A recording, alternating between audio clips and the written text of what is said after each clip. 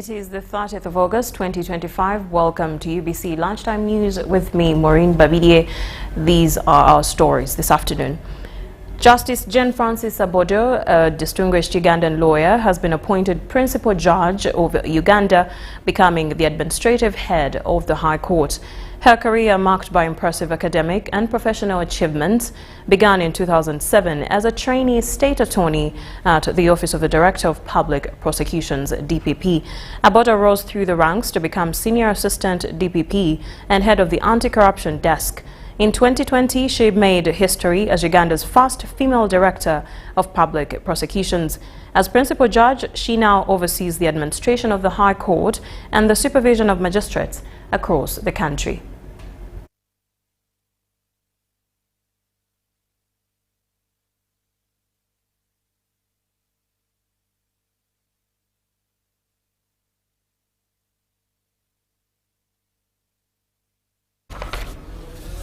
Thank you so much for that report. Now, business came to a standstill in Kasese town as Ngeya UBC listeners marched along the streets, sending a signal to the public about their new formed SACCO.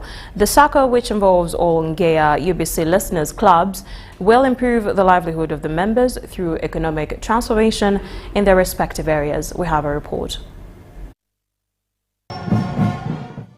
According to Wilfred Senyange, the Manager Communication and Public Relations Officer UBC, the core mission of this event is to get closer to the UBC audience and also encourage them to use government programs that aim at fighting poverty in the communities. Government programs that we keep broadcasting on our radio, Ngeya FM in Kasese, they reach the bottom, they reach to the everyday people. It is an exciting moment to all of us here in Kasese, and we are very, very excited. The LOC3 chairperson for Central Division in Kasese Municipality, Safari Mathini, thanked government for putting up Ngeya Radio, which he says it has helped much in disseminating the information that gears to improve the lives of the people. Information is moving well and it is clear. I thank the management of UBC from the top to the bottom. When I said from the top to the bottom, I'm referring from national to the level of Kasese district. However, he requested the management of UBC to improve UBC Ngeya radio coverage so that all people can benefit from its programs. We still have a challenge of coverage. The district, the UBC coverage has not all covered on the whole of the district. And what we can promise is that we are going to even do better. We are continuing to improve the radio signal so that each and every area of Kasese, it's able, people there are able to listen into Ngeya FM. Birigo Saidi from Kapoko Ngeya Listeners Club noted that ever since he joined the club, life has changed for the better. We started when we are 325. We are now 7,662 members. So this is a very big progress that we are now in. Oku Joseph, UBC.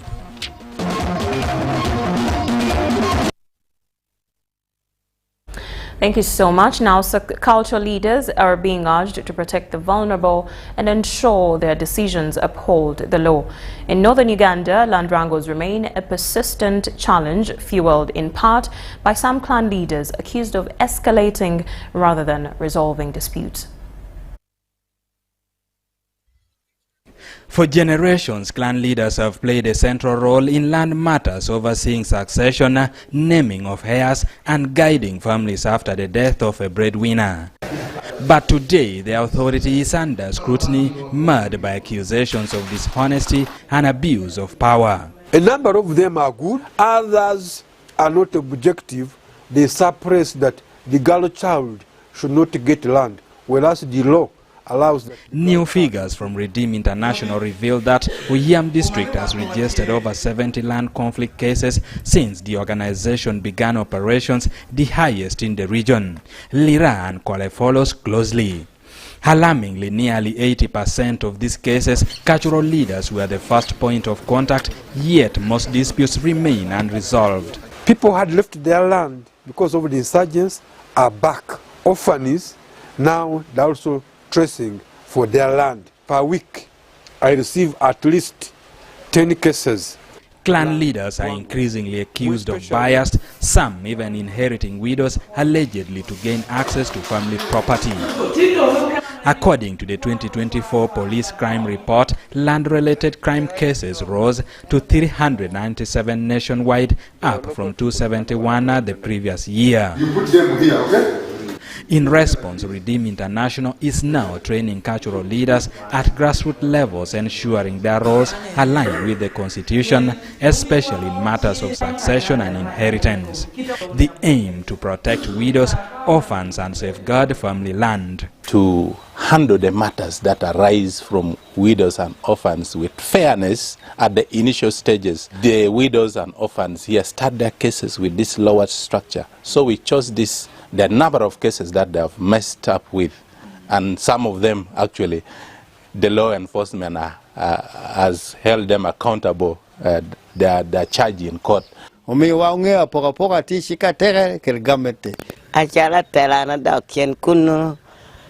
Meeting. Eno kene ngoche koi police take adot. Amemiro maka yina tera moroni. Consider Christina, a widow whose land was nearly grabbed by a wealthy neighbor. With the Redeem's intervention, the process has been halted, giving her a renewed sense of hope and a chance at justice. So we have restored 10 widows with their beneficiaries. We have over 100 beneficiaries that we have restored. At the end of the day, we want to create deterrence. And we appreciate the efforts that they are doing, working very closely with the police to see that. From misuse of authority to lack of legal awareness, clan leaders have long stood at the crossroad of land justice, sometimes as enablers, but sometimes as obstacles. Eddie Olua, UBC News. Thank you, Eddie Olwa, for that report. Now in health, Chiboko Mabati has partnered with the Ministry of Health to roll out a nationwide No Asbestos campaign aimed at reducing cancer-related illnesses linked to asbestos exposure. During the launch, stakeholders called for intensified public awareness about the health dangers of asbestos, especially in schools and homes. Asbestos possesses serious health risks with long-term exposure linked to cancer and other respiratory complications.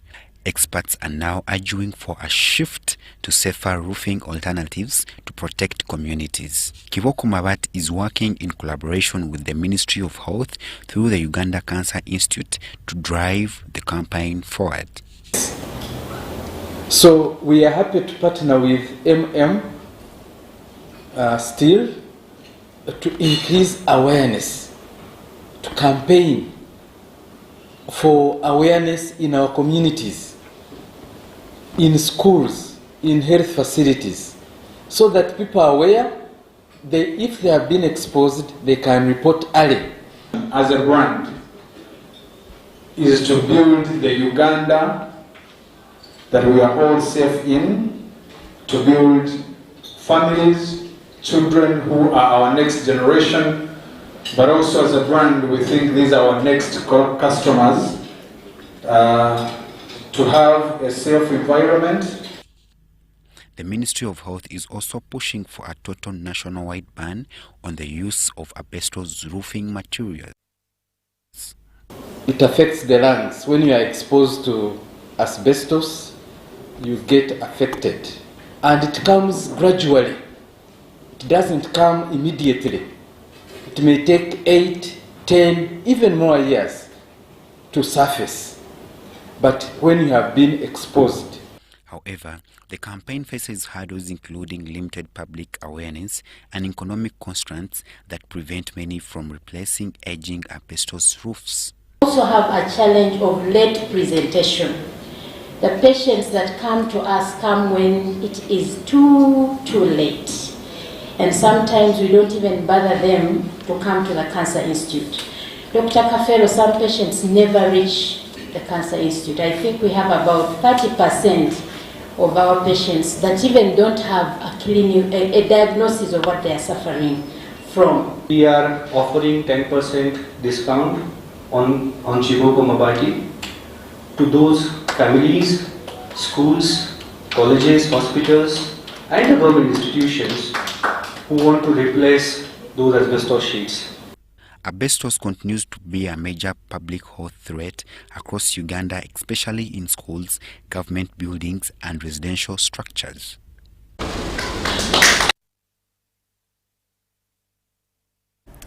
In more news, the Director of Professional Standards at the Ministry of Education and Sports, Francis Atima, has asked parents to prioritize the safety of their children in line with the new Ministry of Education guidelines. This comes against the backdrop of worrying statistics showing that about 30% of road accident victims in Uganda are children, many of them injured while being transported on borders or knocked while crossing roads. Atima noted that some children lose their lives on their way to school, either while being ferried dangerously or walking unaccompanied. We have our children in borders, 4, 5, and sometimes you ask, do they have the parents? Because education is a shared responsibility. The Director of the Directorate of Professional Standards at the Ministry of Education and Sports, Francis Atima, has said that 30% of road accident victims in Uganda are children, many injured while being transported on borders or knocked while crossing roads. She called for road safety education in schools, homes, churches and communities, stressing that children's safety is a shared responsibility. The head teachers cannot be there policing how children come from their homes to school. It should be the responsibility of the parents. Recently, the permanent secretary sent out a circular, and one of them was focusing on how our children should be transported. She was officiating at the National Primaries Music, Dance and Drama Festival on behalf of the Permanent Secretary, Dr. Kedres Tuliagenda, at Mbarara High School in Mbarara. She urged her teachers and parents to end overloading of children while praising parents and teachers for supporting learners' participation in the festival. And so music is one of those vehicles of communication. And we can communicate more effectively when people sing, and also brings out the creativity of our children. So we are gathered here in unison as a country, representing different parts of this country. Resident City Commissioner Catherine Helen Kamwine said the festival strengthens communities and nurtures young minds for social and economic transformation. See that we grow our children in a healthy and a lovely environment for socio-economic transformation. What we want here is to see that the children are brought up uprightly in a good environment that is not hostile for them, to grow them in an environment that enables them to become good citizens. Reverend Canon Bobs Nathan Mwesije described the event as a celebration of God-given talents that create opportunities and enrich lives. And even this talent of music, of singing, dancing and doing drama can make them grow into big people and even have it as their talent, even to excel, even as they earn their living. Now over to business. In a bid to boost the country's agricultural sector, the Uganda Agribusiness Alliance has held a high-level meeting with a team from the United Arab Emirates. The meeting aims to forge partnerships to increase exports, create jobs and improve the overall competitiveness of Uganda's agricultural industry. Uganda Agribusiness Alliance hosted a team from the United Arab Emirates to discuss business opportunities in agriculture. The UAE team met with Ugandan farmers to explore ways to increase exports and improve the agriculture sector. I want to tell Ugandans, produce whatever you are producing, because when we ask them about ginger and tangauzi, they say they want a lot of it. We ask them about avocado, they say that is the best. When we ask them about cocoa, they say that is what they want to start with. When we ask them about eggs, they want all the eggs. So from what I can see, the potential is huge. It is up to Uganda to sort ourselves. And let us stop complaining about NTBs and whatever. If there is somebody else buying where there are no NTBs, why waste your time fighting over NTBs? The UAE team aims to make Uganda's agriculture sector more competitive and sustainable. The alliance works with farmers, businesses, and government agencies to improve the industry. Managed to supply Saudi Arabia. That demonstrated our capacity to produce eggs. We have an average production of about 1.8 million trays every day. A daily production of 1.8 million trays. So we believe that that is suitable for the moment, and we still have capacity to grow. We are grateful to Uganda agribusiness alliances. They have connected us directly, and the buyers are also going to come with their formulas so that we produce a product which meets the market demand. We are happy that our problems are going to be solved. The partnership between Uganda and the UAE is expected to benefit both countries. What we do here at Uganda Agribusiness Alliance is find those commodities and then bring the people together. So these farmers you are seeing here, even this gentleman from Mutambala who brought in Tangauzi is here on behalf of the Tangauzi growers. So what should Uganda do? Go value chain by value chain, so that if we grow our domestic value chains here, we can easily be part of international value chains. You heard what the buyers said when they were saying that that is a commodity. That means they bid on it. So if you want your goods to be bidded upon, have the association set together and the quantities. The partnership between Uganda and the UAE is expected to benefit both countries. Uganda will gain from new investments and technologies, while the UAE will get access to Ugandan agricultural products. Robert Katamba reporting for UBC News. Thank you, Robert Katamba, for that report. Now, still in business, the Uganda National Bureau of Standards has launched the second edition of the National Quality Awards, aimed at recognizing enterprises that have successfully implemented and adhered to national quality standards.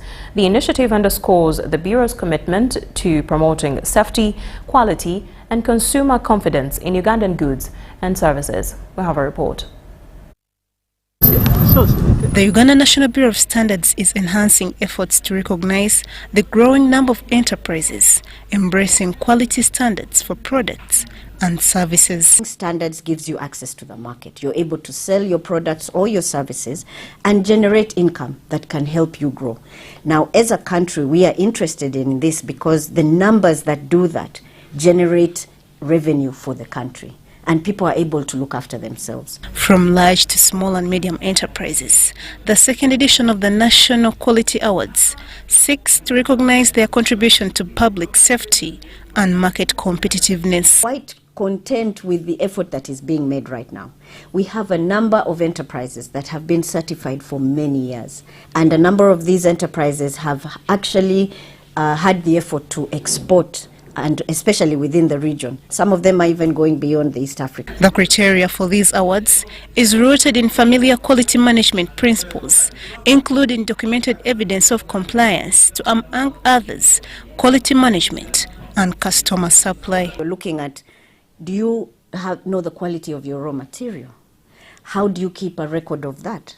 Do you look after the hygiene issues in your premises? How do you keep a record of that? How do you justify that that is actually what you're doing? So have you identified your customers? What are their needs and expectations? Do you get feedback from them? When you have complaints, what mechanisms do you employ to ensure that these customer complaints are registered, investigated, and resolved? The Bureau plans to delegate some regulatory functions to qualified private players, aimed at expanding the reach of certification services across the country. That we have recognized private labs, so the labs that are following the same system as ours or better. We've recognized them, they maintain a relationship with us, and people are free to go and get test results, calibration from them, and we shall use that for certification. Winners of this year's National Quality Awards will go on to represent Uganda at the East African level, offering them a broader platform to showcase their compliance and competitiveness. Cayenne Faith, Komagum Rogers for UBC. Local investors in Uganda are encouraged to prioritize domestic channels for mobilizing investable capital in order to reduce the risks associated with currency mismatches during loan repayments. A capital mobilization survey report by Financial Sector Deepening Uganda reveals that startups in Uganda are more inclined to pitch their development ideas to foreign funders rather than local investors. During the past 4 years of implementing the deal flow facility, Financial Sector Deepening Uganda has observed that micro and small-scale enterprises in Uganda tend to prefer foreign funders over local investors. Capital is competitive. So the company that's trying to raise money in Uganda is talking to an investor who is talking to a business in Kenya, who is talking to a business in Nigeria, who is talking to a business in Ghana, in South Africa and others. So unfortunately we're in a race for this capital, but we don't realize that we're in a race. And so the less prepared or the less mature our businesses are, the more they fall behind, because the people that have raised capital to deploy into SMEs have also timelines against which they have to deploy. So the report asserts that the pursuit of development funds in hard currency complicates the investment process, limiting the ability of intermediaries to demonstrate the feasibility of Ugandan innovations. They are pitching to funds that are foreign, funds that are not necessarily based here. So again, it's also a bit of a knowledge gap on that side. So it's to offer them the opportunity, put them in more rooms where they can pitch to more local investors. The deal flow facility has supported at least 300 small businesses by providing technical assistance and connecting some with potential investors.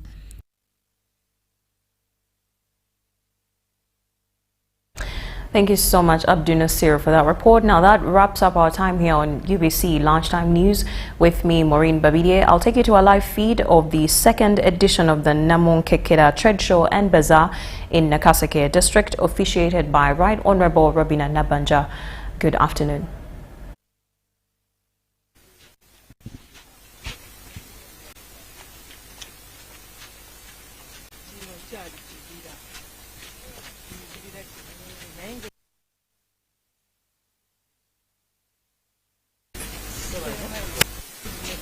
Five.